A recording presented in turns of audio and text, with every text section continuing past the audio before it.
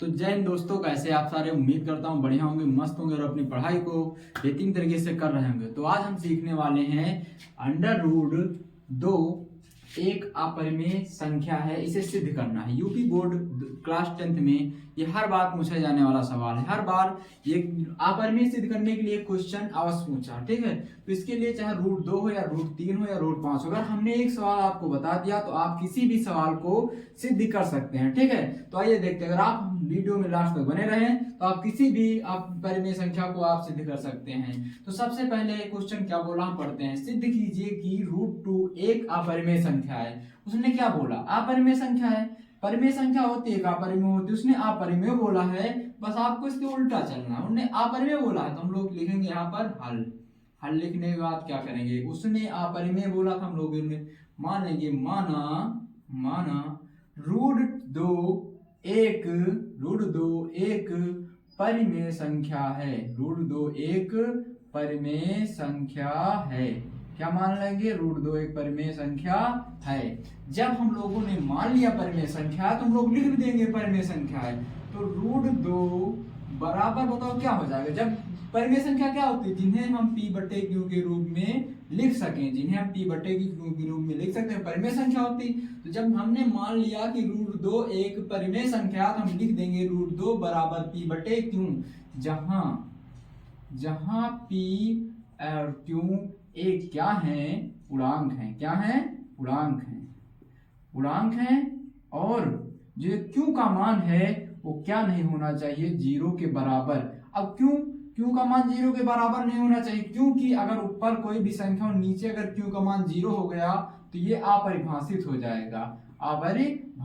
जाएगा, ठीक है। ये क्या हो जाएगा, अपरिभाषित हो जाएगा। तो इसीलिए q का मान हमारा 0 के बराबर नहीं होता। अब यहाँ पर रूट है, रूट हटाने के लिए हम लोग क्या करते हैं, हमें पता होना चाहिए कि अगर रूट के अंदर कोई संख्या अगर इसका स्क्वायर कर देते तो रूट से बाहर आ जाता, ठीक है। तो इसलिए हम क्या करेंगे, अब यहाँ पर बताइए, यहाँ पर अगर इसका स्क्वायर करेंगे, इसका स्क्वायर नहीं करेंगे क्या होगा। जैसे हम लोग क्या होता है, अगर भाई में अगर बंटवारा होता है, दोनों को क्या मिलता है, समान मिलता है ना। अगर इनका स्क्वायर करेंगे तो इनका भी स्क्वायर करेंगे, नहीं क्या हो जाएगी, लड़ाई हो जाएगी यार दोनों में। तो चलिए फिर करते हैं, तो यहाँ लिख देंगे दोनों पक्षों का वर्ग करने पर,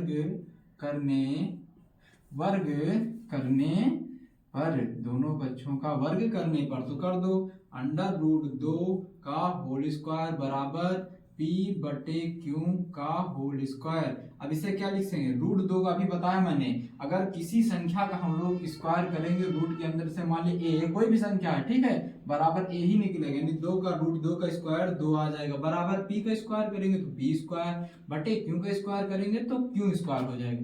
अब क्या करेंगे, q को इधर भेज देंगे, q को इधर भाग में इधर आएगा, गुणा में, तो हो जाएगा 2q स्क्वायर बराबर यहाँ से p स्क्वायर। इसे हम मान लेंगे समीकरण नंबर 1, ठीक है।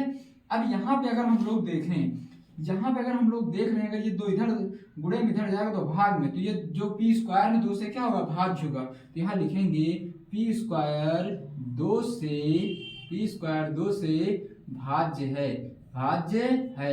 जब p स्क्वायर 2 से भाज्य है तो p भी 2 से भाज्य होगा। क्यों होगा अब ये बताओ। अब जैसे हमारे पास यहाँ 2 का स्क्वायर है, 4 होता है, 2 से भाज्य मतलब कट जाता है, 2 को कट गया कि नहीं। तो अब जो 2 का स्क्वायर कट रहा है उस संख्या का p का, तब 2 भी तो 2 से कट जाता है, देखो ये कट गया ना, यही यहाँ पर बोल रहा है, दोनों अगर p स्क्वायर है तो भी होगा। अब यहाँ पर हमने मान लिया ये हो गया। अब हमें क्या करना है, ये समीकरण 1 बन गया। अब हमें मानना 2 से भाज्य होगा, अब मान लेना हमें, क्या करना है, हमें माना p बराबर, यहाँ पर 2 है तो हम लोग यहाँ पर 2 मानेंगे, 2। अब यहाँ p q r, यहाँ पर x y z कुछ भी मान सकते हैं, ABCD में जितने अल्फाबेट हैं उसमें कुछ भी मान सकते हैं। हम मान लिया p q r होता है, r हो गया। अब इधर करते हैं क्योंकि नीचे दिख नहीं रहा होगा, ठीक है। यहाँ हो गया p बराबर 2r। अगर यहाँ पर देखिए p बराबर 2r है तो यहाँ पहले लिख लेते हैं p बराबर 2r। अगर हम समीकरण में देखें तो p स्क्वायर से मान रखना है, p स्क्वायर जब मान रखना, हमारे पास p का मान है, अगर इसका स्क्वायर कर दें तो हमारा p स्क्वायर का मान निकल आएगा। तो इसीलिए यहाँ लिखेंगे फिर से दोनों पक्षों में वर्ग करने पर, है ना। तो तो यहाँ कर दो p, तो p स्क्वायर हो जाएगा। अब दोनों इसका होल स्क्वायर होगा तो 2 स्क्वायर, 2 का स्क्वायर करेंगे 4 हो जाएगा, r का स्क्वायर करेंगे तो r स्क्वायर हो जाएगा, ठीक है। अब यहाँ पर जो p स्क्वायर का मान है समीकरण 1 में रख देंगे, तो यहाँ लिखेंगे p स्क्वायर का मान, p स्क्वायर का मान समीकरण, p स्क्वायर का मान समीकरण 1 में रखने पर, क्या रखेंगे, रखने पर, ठीक है। अब रखने पर तो इसका मान इसमें रख दो तो जाएगा, देखो यहाँ क्या है 2q स्क्वायर, समीकरण क्या है 2q स्क्वायर बराबर, जहां पर p स्क्वायर है उसके स्थान पर क्या रख देंगे, p बराबर क्या 4r स्क्वायर, तो जहां पर यहाँ p है वहां पर क्या रख सकते हैं हम लोग 4r स्क्वायर।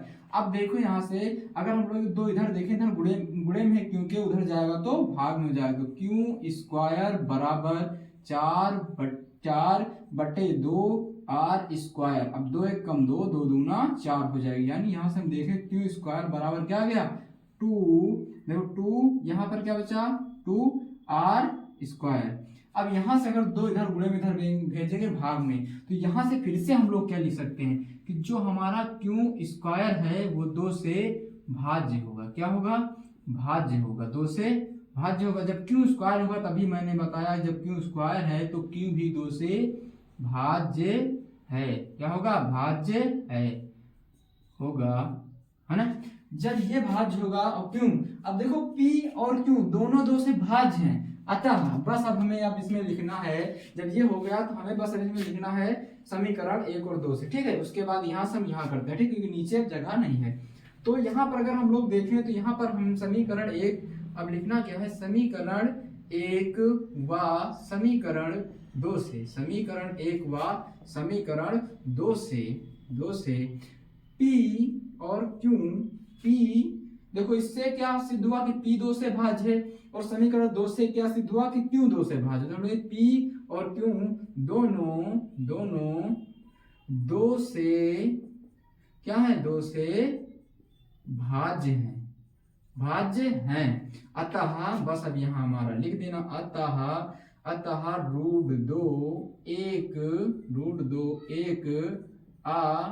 अपरिमेय संख्या है, तो ये हमारा सिद्ध हो गया। अब इसमें दूसरी संख्या को कैसे करना है, ये ठीक है, बस इतना ही करना हमारा, देखो सिद्ध हो गया, क्योंकि जब p और q दोनों 2 से भाज्य हैं, यहाँ पर दोनों जब 2 से कट जाएंगे तो यहाँ पर क्या हो जाएगा, 1 आ जाएगा, ठीक है। इसलिए दोनों क्या हो गए, परिमेय हो गए, अपरिमेय हो गई। अब यहाँ से दूसरा कैसे, मान लो यहाँ पर कभी बोल दे आपको कि अब आपके लिए होमवर्क बता रहे हैं, ठीक है, ये आपको करना है, क्या करना है, हमें अब रूट 3 सिद्ध करना है। यहाँ मैंने ये कर दिया, इसको देखकर आपको रूट 3, अब उसमें करना क्या है, हमें करना कुछ नहीं, जहां जहां पर मैंने 2 रखा था वहां आपको 3, जैसे 3 का रूट 3 का स्क्वायर यहाँ 3 हो जाएगा। यहाँ जब करेंगे तो ये यहाँ p स्क्वायर किससे, अब यहाँ जब 3 होगा तो p स्क्वायर 2 से नहीं भाज्य होगा, किससे भाज्य होगा, 3 से भाज्य होगा। अब जब p स्क्वायर 3 से भाज्य होगा, p भी 3 से भाज्य होगा। इसी तरह जब माना जब p 2 से भाज्य होगा 3 से, यहाँ माना p बराबर 3r हो जाएगा, ठीक है। उसी तरह p बराबर 3r, जब दोनों का स्क्वायर करेंगे p स्क्वायर बराबर यहाँ 4 आया है, जब वहां 3 का स्क्वायर करेंगे 9r स्क्वायर आ जाएगा, ठीक है। इसी तरह हमारा ये पूरा करना, उसके बाद समीकरण 1 2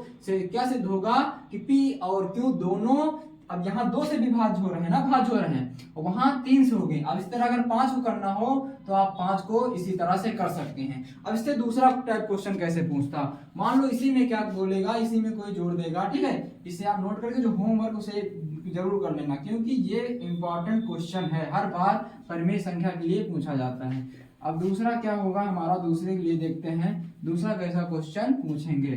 तो दूसरा क्या होगा, यहाँ पर रूट 2 ना देखे, दूसरा क्वेश्चन आता है कहीं कहीं पर कि मान लो सिद्ध करो को 2 प्लस रूट 3 एक अपरिमेय संख्या है। तो इसे सिद्ध करने के लिए फिर से जब उसने वो बोलेगा अपरिमेय संख्या, हम लोग मान लेंगे माना 2 प्लस रूट 3 एक अपरिमेय, एक क्या है, एक अपरिमेय की जगह पे हम उल्टा मानेंगे, बोला ना उसके अपोजिट, चलो परिमेय संख्या मान लेंगे, क्या है, परिमेय संख्या है। जब मान लेंगे तो हम लोग लिख देंगे 2 प्लस रूट 3 परिमेय संख्या। जब परिमेय संख्या होगी तो परिमेय संख्या क्या होती, p बटे q के रूप में लिखेंगे, ठीक है। जहां पर p और q क्या है, एक पूर्णांक है, p और q क्या है, एक पूर्णांक है। अब यहाँ पर पूर्णांक तो अब लोग हम यहाँ पे देखो ये 2 जो इधर प्लस में उधर भेजेंगे तो किस में जाएगा, माइनस में। यहाँ क्या बचेगा, रूट 3 बराबर p बटे q माइनस 2। अब यहाँ पर हम लोग अभी सिद्ध करेंगे, अभी बोला √3 को तुम्हें अपरिमेय सिद्ध करना, तो तुम्हें पता है √3 क्या है, अपरिमेय है, ये क्या है, परिमेय है। तो कभी परिमेय संख्या बराबर अपरिमेय संख्या नहीं हो सकती ना। इसे आप एक एग्जांपल समझो, मान लिया हमारा -2 एक पूर्णांक है ना, और एक हमारा पूर्णांक है 1, -1 और 1, ये क्या कभी बराबर हो सकते हैं, ये बराबर नहीं हो सकते। इसी तरह से हमारा परिमेय संख्या और अपरिमेय संख्या कभी बराबर नहीं होगा। तो यहाँ लिखेंगे अतः नहीं, हमें सॉरी है ना, लिखेंगे हमें पता है कि √3 एक अपरिमेय संख्या है। क्या है, अपरिमेय संख्या है। अब जब √3 अपरिमेय संख्या और P/Q -2 एक परिमेय संख्या, क्योंकि परिमेय संख्या को क्या करते हैं, P/Q के रूप में लिखते हैं, परिमेय संख्या है। अतः परिमेय संख्या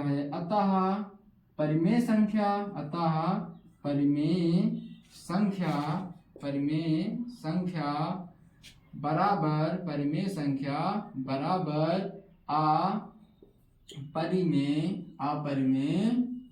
अपरिमेय संख्या नहीं हो सकती।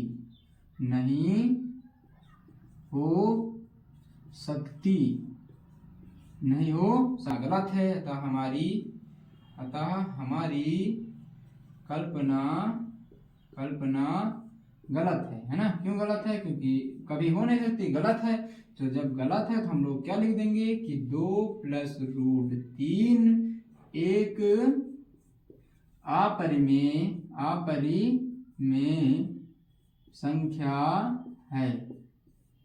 अपरिमेय संख्या है।